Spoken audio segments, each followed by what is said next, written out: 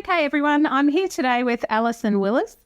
She's a lecturer in curriculum and pedagogy at the University of the Sunshine Coast. Now, Alison's written a chapter in the book that's titled Health and Wellbeing in the Middle Grades, Research for Effective Middle Level Education.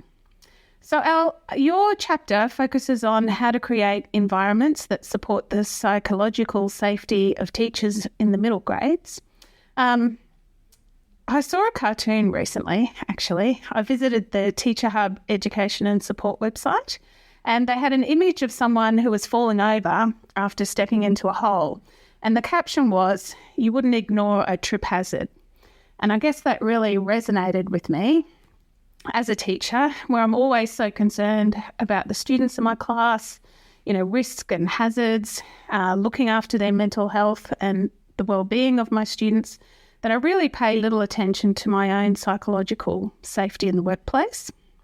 So do you mind just taking a couple of minutes to explain what psychological safety for teachers in the middle grades is and why it's so important?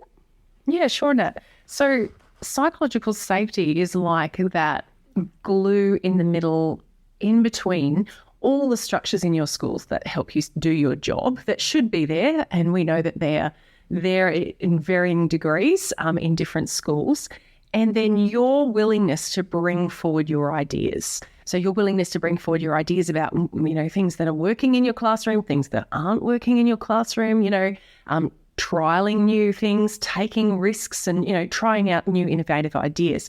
So teachers have to feel safe in order to bring forward their ideas. And you're right, that little cartoon about a teacher falling over, and because that's what we do. We constantly put the needs of students ahead of our own needs. That's sort of part of the profession, even though in the long run, it's not sustainable, which I think is what you're alluding to.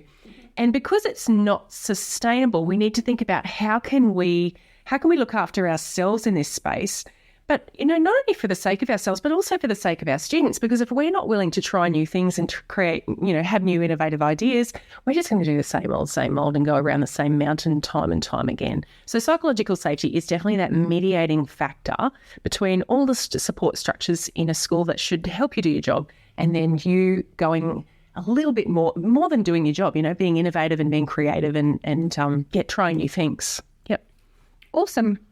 What are the environments which support the psychological safety of teachers? Yeah, so that's really where my research comes in, and that's what I wanted to know. I wanted to know what are those structural antecedents that will give teachers that confidence to try ideas, to admit when things are not going well, which is a little bit of a taboo in schools, to be honest, because nobody really wants to admit that they're failing a student. Like but nevertheless, sometimes we do try things and they don't go so well, and we need to talk about that maybe with our colleagues or our upline.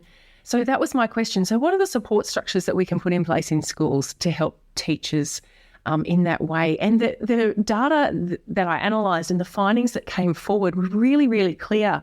Teachers actually need time. They need time in their workloads to be able to think, reflect on their practice, and then have conversations with their colleagues so that they're not just constantly going, from one urgent thing to the next in their timetable.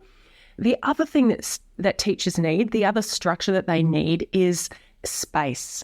So just the ability to come into the staff room and to go, well, that was great. That lesson was amazing. I'll have to do that again next year.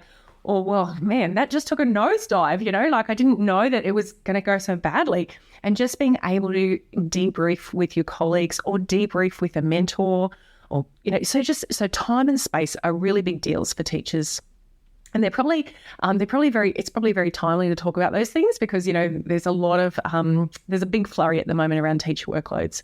But the third thing that's vital to the psychological safety of teachers is relationships. So, being able to have, so obviously the opposite to a positive relationship would be a toxic relationship, and you're just gonna retract. If you don't think that people have your best interests at heart around you, you're just going to retract and you're going to keep your own ideas to yourself and build your own little kingdom and silo in your classroom. So we really want to get teachers in environments where they've got time, space, but also psychologically safe working relationships with their colleagues so that they can have those honest conversations about their work. Fantastic. What can schools do to maintain these environments for their own mental health and well-being? Yeah, and it really does start with schools. So it really does start with providing those structures. So providing time, space, and human resources and people. But otherwise, the teacher is working alone, in an environment that is working against them.